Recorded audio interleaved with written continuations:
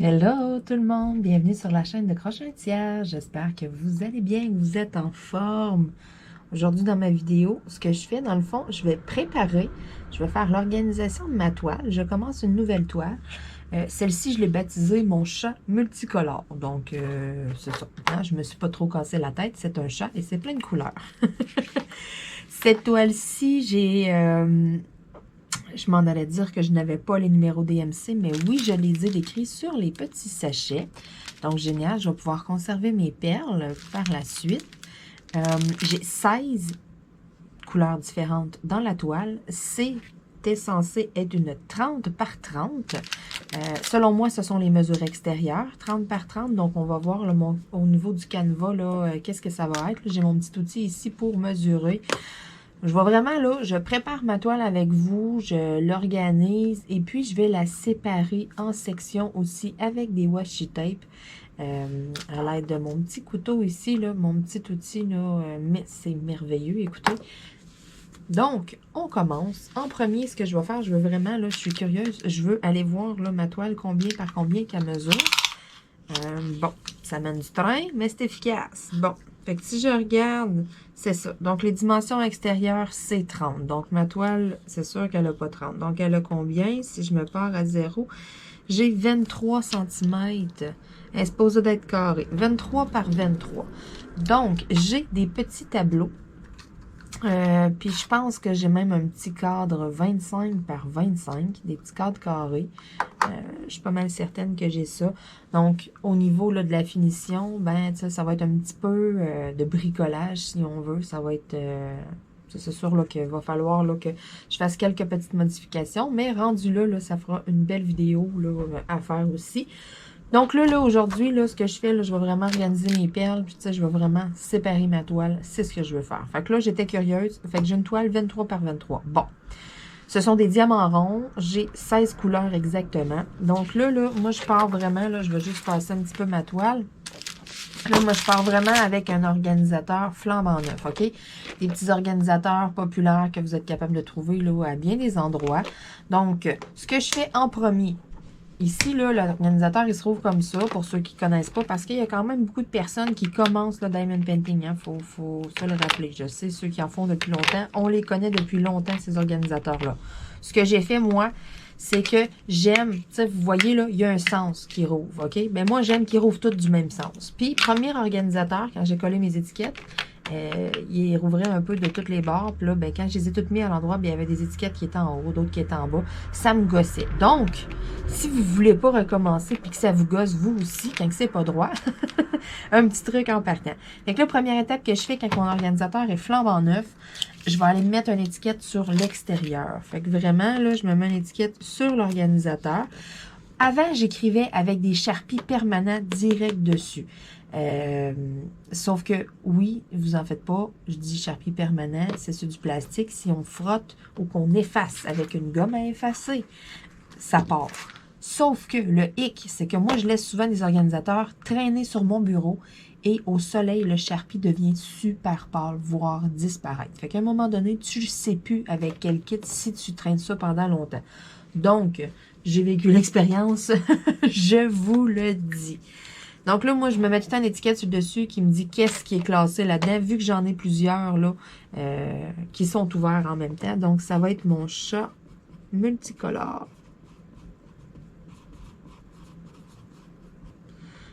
On a dit c'est un 23 par 23. Tiens, je me le réécris juste là, juste pour ne pas le remesurer.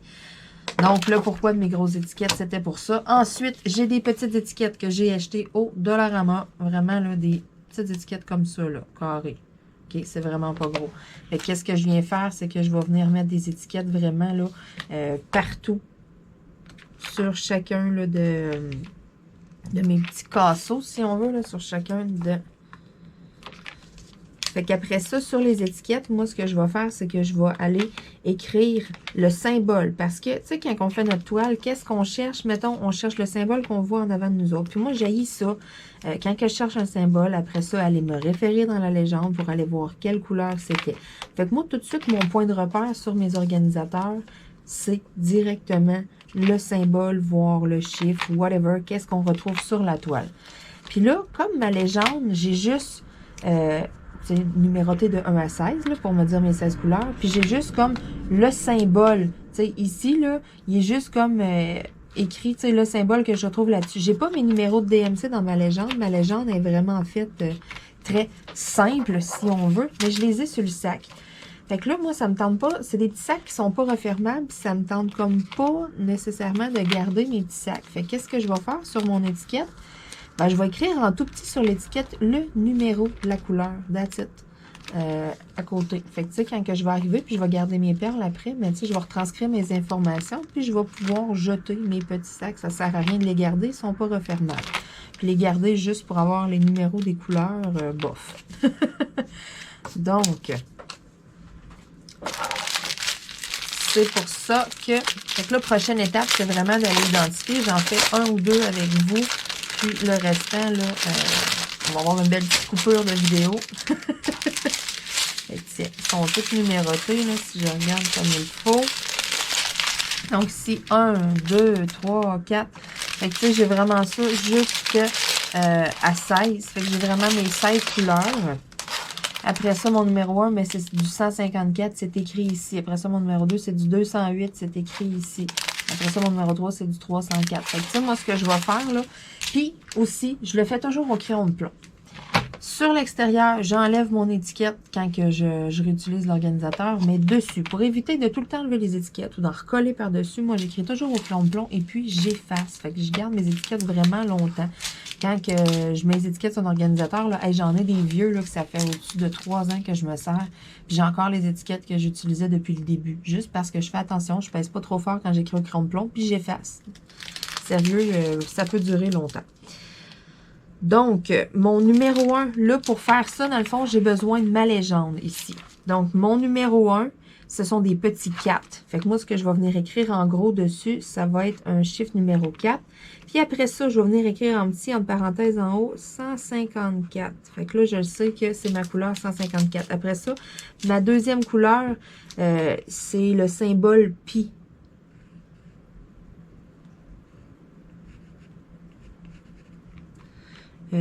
Puis c'est du 208. Fait qu'une parenthèse 208. Tu sais, vous voyez ce que je fais là? Je vous le montre comme il faut. Donc, en premier, en haut, mon numéro 4, c'est mon point de repère. Quand je vais chercher sur ma toile les numéros 4, ben, c'est vraiment ma première couleur. J'ai mon numéro de couleur entre parenthèses juste à côté. Même chose, le deuxième, ben, c'est le symbole pi. J'ai mon numéro de couleur entre parenthèses. Fait que ça, je fais vraiment ça là pour mes 16 couleurs. Après ça, je vais venir ouvrir mes petits sachets. Je vais venir mettre mes couleurs là, à la suite, un de l'autre. Et le rendu là, ben, on peut dire que mon DP, il est organisé. Je suis prête à travailler. Je suis prête à commencer. Fait que je mets tout ça dans mon organisateur et puis on poursuit. Donc, toutes mes perles sont organisées. Tout est dans mon organisateur. Vous pouvez voir, là, donc j'ai tout mis là, les symboles qu'on retrouve. J'ai écrit en petit à côté le numéro de DMC.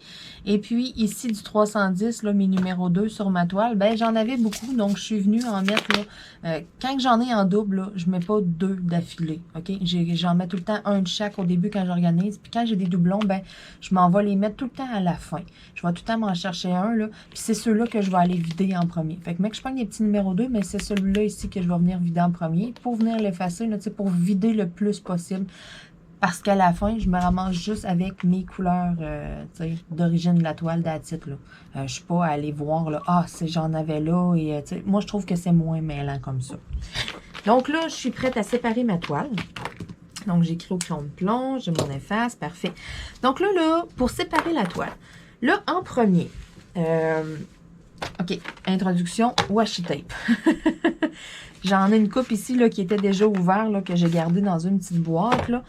Mais moi, aujourd'hui, je vais prendre celui-là ici pour venir séparer la toile en plusieurs carrés. Puis celui-là ici pour venir mettre tout le tour, parce que je trouvais que ça faisait cute le bleu.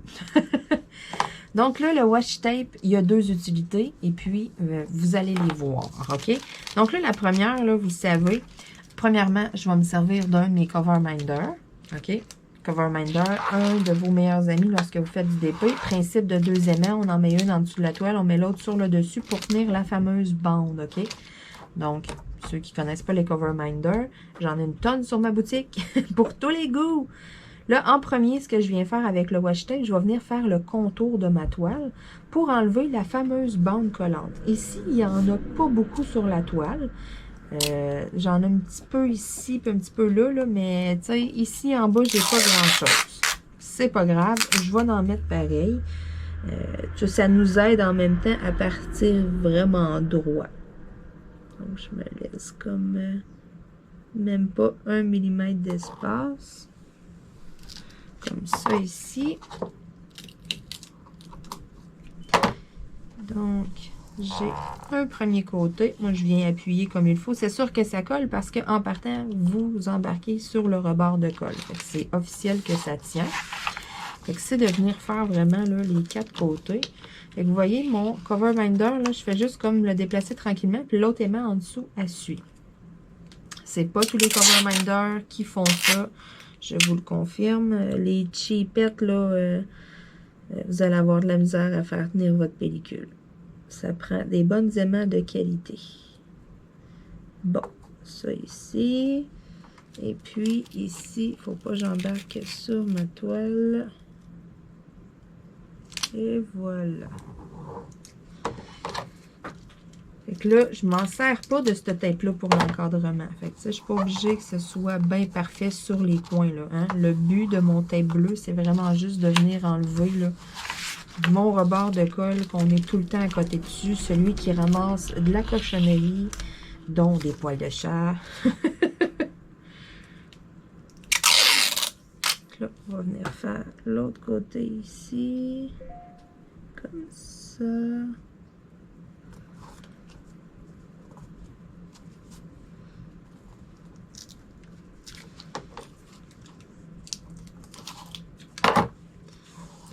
Bien appuyé pour être sûr qu'il est bien collé. Et puis, on répète la même affaire pour le 4e et dernier côté.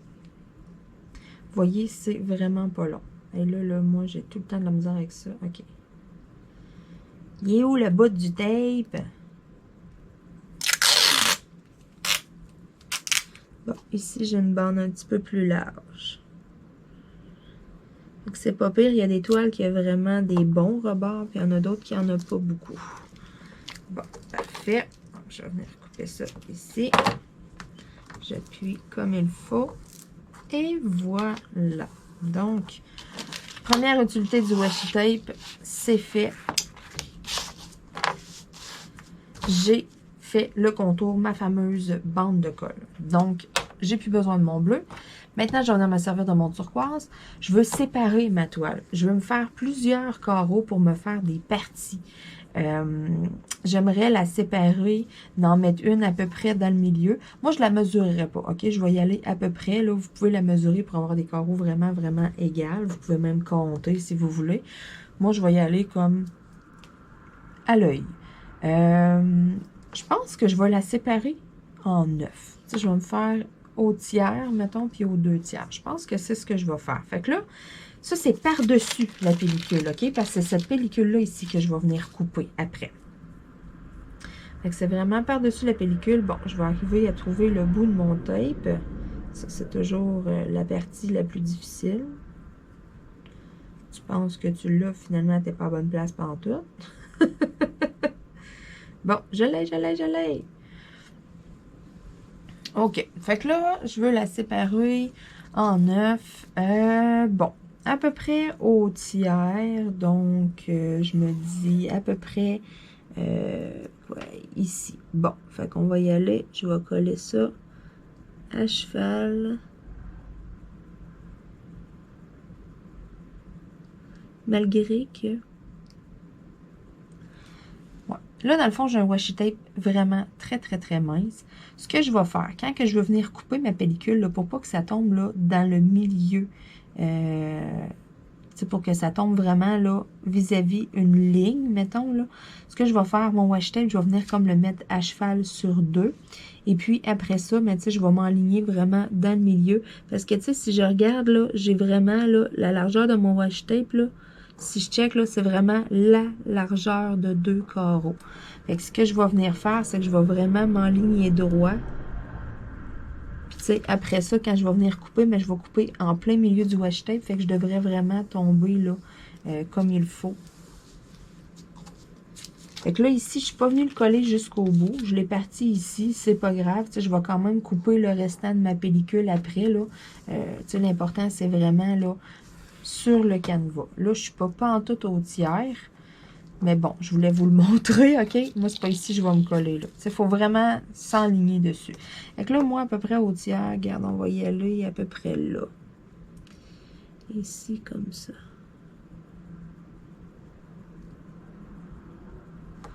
Et voilà. Fait que moi, c'est à cet endroit-là. Je vais venir le couper. Fait qu'il est vraiment sur ma pellicule. Là, après ça, je vais en faire un autre. Puis comme je vous ai dit, c'est ça. Je calcule pas, mais pas en tout, là. Fait que ça se peut que j'ai des parties plus grandes que d'autres. C'est tellement pas grave. Moi, j'y vais à l'œil. J'ai tout le temps séparé mes toiles comme ça. Fait que des fois, on a un petit peu plus de temps, mais on se prend un carré qui est plus grand. Puis des fois, on a moins de temps, mais on se prend un carré qui est plus petit. Bonjour, Luna. Là, tu réduis. Ouais, la visibilité est nulle, là. Bon. Même affaire, je vais y aller dans l'autre sens. Je me mets à cheval sur 2 lignes. Et puis...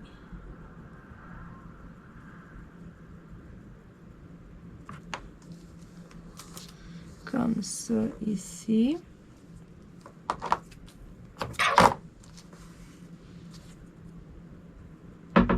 Luna. Luna.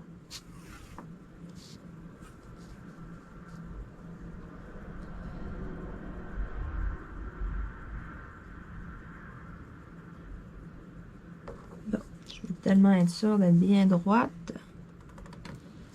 Et voilà, comme ça. Et puis, je viens couper. Merveilleux. Donc là, mon washi tape, il est posé. Ma toile est séparée en 9 carreaux à peu près égales. Maintenant, ce qu'on a besoin, c'est d'une règle pour venir bien droit, là, puis venir couper la pellicule, OK? Fait que là, moi, je m'installe à peu près dans le milieu de mon washi tape parce que je le sais que mon washi tape, il est vraiment la largeur de 2 carreaux. Donc, je le sais que si je m'en viens dans le milieu, ben, tu sais, je devrais vraiment couper à la bonne place. Fait que, tu sais, je me mets bien droite pour que ma règle elle fasse ma pellicule d'un bout à l'autre. OK. Fait que la pellicule, moi, vient revirer jusqu'à la ligne bleue ici, puis à peu près jusqu'à la première ligne d'écriture. Donc là, il faut vraiment que ma règle couvre toute cette partie-là. Là, je serais prête à venir couper ma toile. Comment qu'on la coupe? Avec quoi qu'on la coupe? Moi, ce que je vous suggère, là, c'est l'X-Acto ici avec une lame de céramique. OK? Ça, j'en ai disponible dans ma boutique. Vous en avez des blancs, des bleus, des roses. Donc, pourquoi cet outil-là? Tout simplement parce que si j'arrive à l'ouvrir, regardez la lame, comment qu'elle sort pas beaucoup au bout. OK? Voyez-vous, là, à peine il y a un petit piquant. Hey, Luna, à peine que ça sort. Fait que ça, là, vous êtes sûr et certain, dans le fond, que c'est la colle qui va amortir la lame.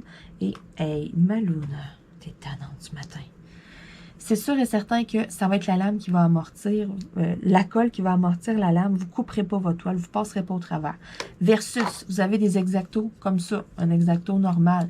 On ne gauge pas la pression qu'on met. Tu sais, vous avez une ligne de tête, puis après ça, c'est la colle, après ça, c'est la toile. Il faut que ça amortisse dans la colle, puis que ça ne coupe pas la toile. On s'entend-tu qu'on est à une poussière de millimètre d'épaisseur de passer au travers, OK? Fait que ça, moi, je le recommande pas. Même chose pour les petits couteaux comme ça, rétractables. Vous pouvez vous en servir, mais couper plusieurs fois, c'est limite, mettons. Ça va plus vous aider quand vous ouvrez vos colis et tout, là. Vu que, tu sais, on ouvre le colis et tout qu'on le lâche pour être sûr de ne pas se couper. Moi, c'est plus pour ça que je m'en sers, ceux-là. Vous pouvez vous en servir, mais c'est un peu la même affaire que l'autre. C'est dur de gager. Même chose, des petits X-Acto ici à bricolage. Je m'en sers des fois avec la pâte Fimo et tout, mais ça reste encore une lame nette qui a une certaine longueur. Donc, on a des risques à chaque fois d'aller passer au travers de la toile. Si vous passez au travers de votre toile, il n'y a rien à faire, la toile est coupée. Sauf que il y a une certaine solution que vous pouvez quand même faire. La toile, c'est quand même assez rigide. Donc, ce que ça vous prendrait, c'est un tape. Tu sais, le genre de tape pour les reliures de livres. Exemple que votre livre, là, un vieux dictionnaire, à force de l'ouvrir, là, ben là, il est sur le bord de lâcher. Puis, tu sais, vous savez, là, le genre, c'est comme un tape de tissu. Il y en a du noir, il y en a de plein de couleurs. Pour réparer des livres. Ça colle énormément. C'est un peu c'est comme du tissu. Je pense que ça pourrait peut-être être bien. Exemple que si vous avez passé au travers, bon, ben à l'arrière de la toile, d'aller mettre là, une petite ligne de tape comme ça, là, je pense que ça pourrait être de quoi qui pourrait être pas pire. Un tape avec du filament à l'intérieur, ça peut être bien parce que ça va tenir votre canevas. Mais, tu sais, pas du washi tape. Là. Le washi tape, ça tiendra pas pantoute. Faut vraiment quelque chose comme qui va adhérer en arrière pour pas que ça paraisse. C'est pas mal la seule solution que je verrais, là, qui pourrait être potable, OK? Mais bon, on le souhaite pas, là, donc, tu sais, si vous voulez pas, procurez-vous un petit X-Acto comme ça, les petits X-Acto, là, avec une petite lame en céramique au bout. Ça sort à peine, c'est vraiment, là, c'est génial, OK? Pour ça, là, c'est génial. Donc, ce que je viens faire, moi, je vais venir couper ici. Donc là, je pars au bout, ma pellicule.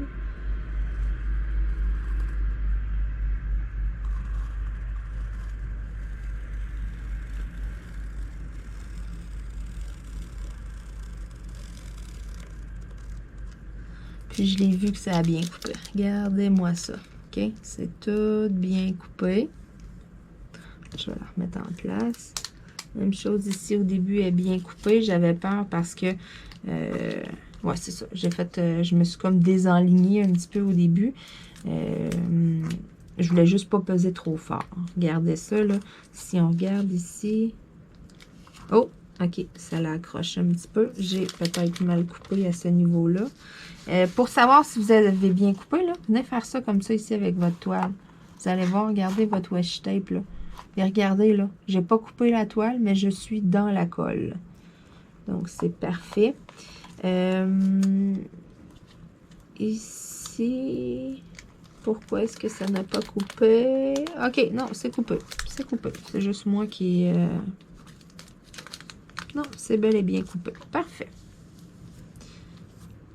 Donc, je viens bien peser là, pour que ça revienne bien droit. Parce qu'il va falloir que j'aille couper dans l'autre sens après.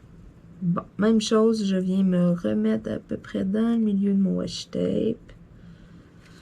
Et c'est parti. J'exerce vraiment aucune pression, là. Je m'accote dessus et puis je laisse glisser ma lame tout simplement. Je tiens quand même fermement mon crayon, mais j'exerce aucune pression. Je viens plier comme ça, mon washi tape est coupé. Parfait. Si j'arrive en arrière, regardez, je n'ai pas passé au travers de ma toile. Il n'y a rien. C'est vraiment ça qu'il faut faire attention. Donc là, dans ce sens-là, c'est fait.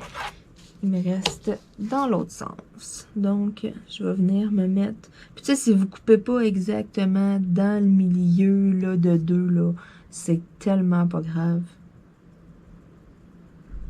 Ne vous stressez pas avec ça, là. C'est vraiment... Oups.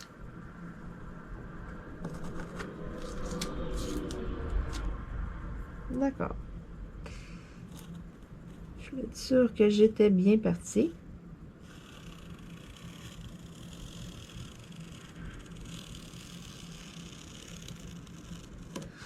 Ça, donc si je viens voir ici, mon washi tape, il est tout bien coupé. Je vois la ligne. Il faut qu'il reste collé là. Parce que mon tape bleu là en dessous, là, il est vraiment cheap, ce tape-là.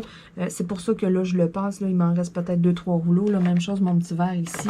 Il adhère pas tant bien. Là. Fait que, pour faire les rebords, c'est parfait parce qu'il est pogné dans le colle. Mais ça arrive des fois. Là, je veux dire, je me servirais pas de celui-là pour faire un encadrement, exemple. Parce que je sais que ça finirait par décoller puis que je me battrais forcément avec le washi tape.